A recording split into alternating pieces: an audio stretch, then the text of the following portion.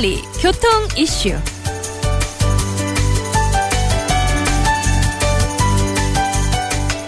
한 주간의 교통 이슈를 짚어봅니다. 위클리 교통 이슈 김경배 교통전문위원과 함께합니다. 안녕하세요. 네, 안녕하십니까. 네, 반갑습니다. 오늘은 어떤 소식들 준비하셨습니까? 네, 경사로 주차 사고가 계속 참변으로 이어지고 있어서 원인과 대책을 알아보겠고요. 네. 또 교통사고는 대상이 없는 데 반해 졸음사고는 예고를 느낄 수 있는 차이, 그리고 위해성 논란에 휩싸인 에어컨 히터 필터의 진실과 또 새로운 활용법을 준비해봤습니다. 예. 네.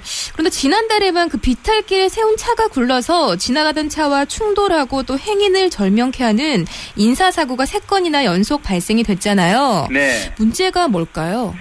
네, 느슨해진 주차 브레이크도 문제가 있는 것으로 보이는 최초의 안전사고는 지난 21일 경기도 성남에서 발생이 됐죠. 네. 승용차가 200m를 넘게 구르다 인도로 돌진한 데 이어 또 내리막길에 주차했던 SUV가 굴렀습니다. 예. 주차했던 40대 여성은 몸으로 저지하다가 쓰러졌고 차에 탔던 숨진 6살 아들은 밖으로 나오다 치인 것으로 이렇게 보이는데요. 예. 게다가 이런 비부가 전국을 휩쓸고 있는 상황인데도 직업 운전자까지 시동이 걸린 마을버스를 내리막길에 세운 채 운전석을 떠나 또 안타까운 희생을 불렀습니다. 맞아요. 경찰에서는 보니까 두 사고 원인을 변속 레버 위치에 두고 있다고 하는데 네. 사실 오토 차량들이 많으니까 요즘은 파킹할 때는 피해에다가 옮겨놓고 사이드 브레이크 채우는 거는 이거는 기본적으로 해야 되는 거 아니겠습니까? 네? 맞습니다. 수동 변속기는 내리막길을 향할 때는 후진 기어에 놓고 사이드 브레이크를 당겨주면 됩니다. 네네. 만약 그 언덕을 오르는 상태에서 그대로 주차를 했다면 1단이나 2단 전지기어를 넣은 상태에서 사이드 브레이크를 당기고 시동을 끄면 되겠는데요. 네. 하지만 자동 변속기는 주차할 때마다 반드시 레버 위치를 N이 아닌 P에 놔야 합니다. 네. N은 바퀴와 변속 장치가 분리된 상태이기 때문에 오히려 내리막길에서는 차량 무게를 싣는 그 가속도 위험이 되기 십상이기 때문입니다. 그렇죠. 짐이 많이 실렸거나 또 경사도가 심할 때는 좀 더 확실한 방법으로 뒷바퀴 밑에 강목 등을 끼워 넣는 빗장 채우기를 하는 것이 더 안전하고요. 강목 아니면 돌이라도 이렇게 그죠? 네, 맞습니다. 돌이라도 끼워 놓고 해야 되는데. 이런 경사로에서 보통 앞바퀴 각도를 틀어놓는 차도 있는데 이 주차 브레이크도 안심할 수 없는 상황이기 때문에 이런 안전 조치를 취한 것인가요? 맞습니다. 바퀴 안쪽에 설치된 전자 브레이크를 직접 작동시켜주는 요즘의 차라고 해도 차의 그 하중이나 경사도 이런 각도에 따른 부담은 상대적으로 지울 수 없는 문제입니다. 그런데 아직도 문제는 많은 차들이 긴 케이블과 연결된 사이드 브레이크 레버를 위로 당기는 타입으로 상용되고 있습니다. 이런 그 지렛대 원리를 반복 사용하다 보면요, 케이블이 늘어나고 또 뜨거운 날씨는 더 늘어지게는 원인이 되는 만큼 맹신할 수 없는 문제가 더 커집니다. 게다가 그 사이드 브레이크 제동력은요, 그 3단, 그러니까 기어 3단을 놓고 출발할 때 시동이 꺼지면 정상으로 보는 수준이라 그 보조 제동 장치로 보는 게 타당하겠고요. 그래서 앞바퀴를 우측으로 감아놓는 이유도 바로 이 때문입니다. 제동이 풀리더라도 뒷바퀴가 경계석에 부딪혀서 저지될 수 있도록 조치한 거고요. 때문에 20초에 150m를 굴러가는 무거운 마을버스 주차를 이 사이드 브레이크에 의존해서 채웠다는 것은 기초 안전의식 부재로밖에 달리 생각이 안 된다고 볼 수 있겠습니다. 그래요. 그거밖에 없겠죠 뭐. 네네. 알겠습니다. 좀 더 각별한 주의가 좀 필요하겠습니다. 경사진 곳에도 차량 주차하시는 분들은요. 자, 이번에 졸음운전 얘기 한번 해볼까요? 두 번째 얘기로. 졸음운전 사고도 연간 120명이 희생되고 또 얼마 전 그 봉평터널 사고는 그야말로 참담했죠. 버스에서 잠을 잔 관광버스 운전자가 강릉과 삼척등지를 운행하면서 더욱 누적된 피로가 졸음을 왔다고 이렇게 알려지고 있죠. 그런데 신대구 부산고속도로 부산 방면 구간에서도요, 노면 청소 중이던 2.5톤 작업차를 추돌했던 14톤 운전자가 그 졸음운전으로 밝혀졌고요. 용역업체 근로자 4명을 숨지게 하는 그 원인이 됐습니다.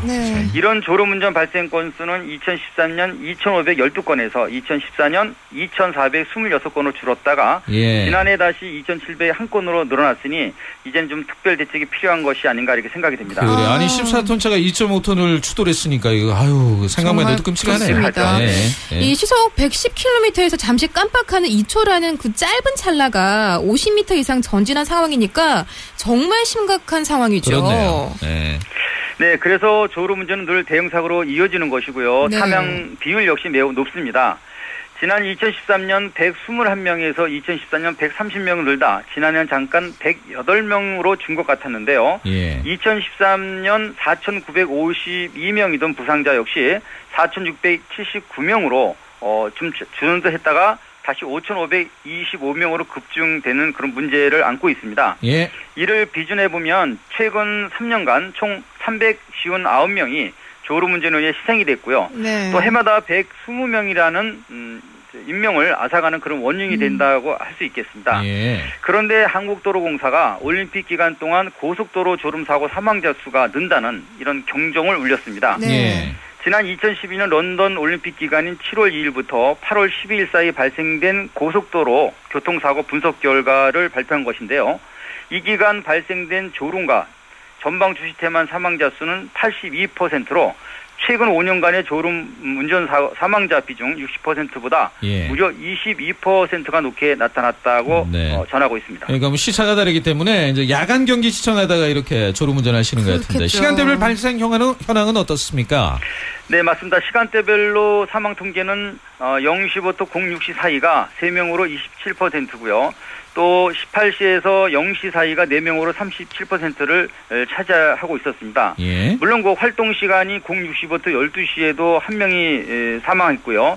또 12시부터 18시 사이는 3명이 숨졌을 뿐 아니라 최근 5년 같은 기간과 대비한 평균 사고 건수로 볼 때 5.7%가 증가되면서 예. 무려 그 130건이 발생됐다고 합니다.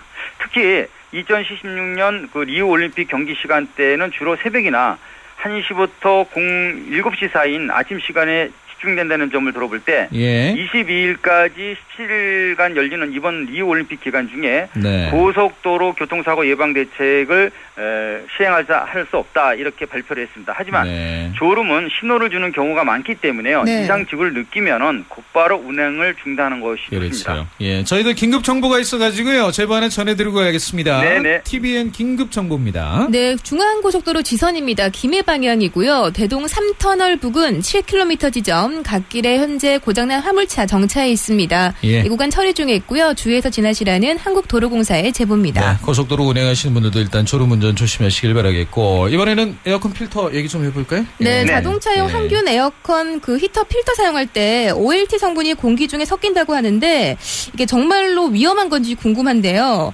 위험할 정도로 많은 양이 배출된다면 항균 대신 잠을 쫓는 박하향이나 멘톨향으로 바꾸는 건 어떨까 싶습니다.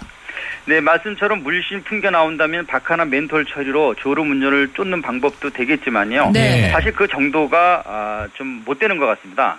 이번은 그 자동차 에어컨과 공기청정기에 사용된 항균 필터에 독성 물질이 있다는 환경부 실험 결과가요.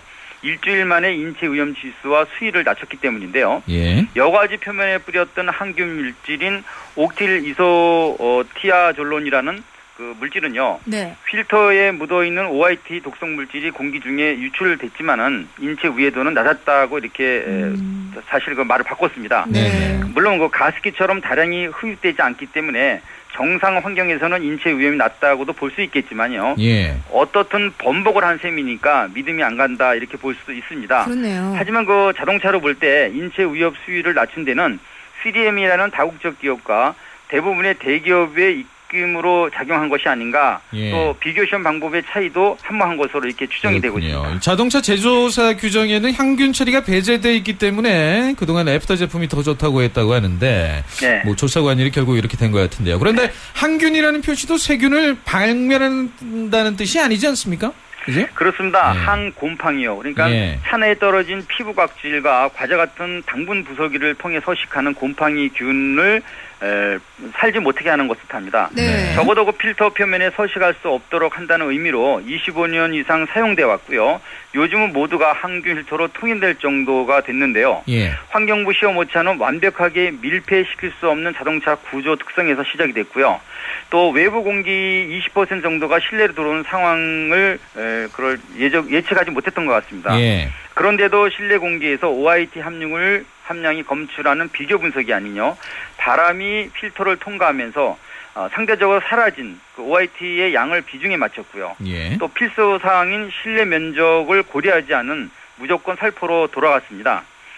아직도 그 정상적인 사용 환경을 가정한다고는 하지만요. 예. OIT 성분이 25%에서 46%가 빠져나간 비교 수치가 결국 문제 발단이 됐고요. 네. 그런데 공기 중의 OIT 농도는요, 아주 미량이 되는 해면과 함께 잔류 시간이 짧은 화학적 특성으로 이렇게 몰고 가니까 손으로 직접 만지는 건 위험할 수 있다고 보여지지만요. 예. 결국 이 잔량들이 예. 그 밀폐에 대한 체나에서 그대로 적체한다면 나쁠 수도 있다고 봅니다. 알겠습니다. 자, 오늘 소식 잘 들었습니다. 네, 감사합니다. 고맙습니다. 네, 감사합니다. 네. 위클리 교통 이슈 김경배 교통전문위원과 함께했습니다.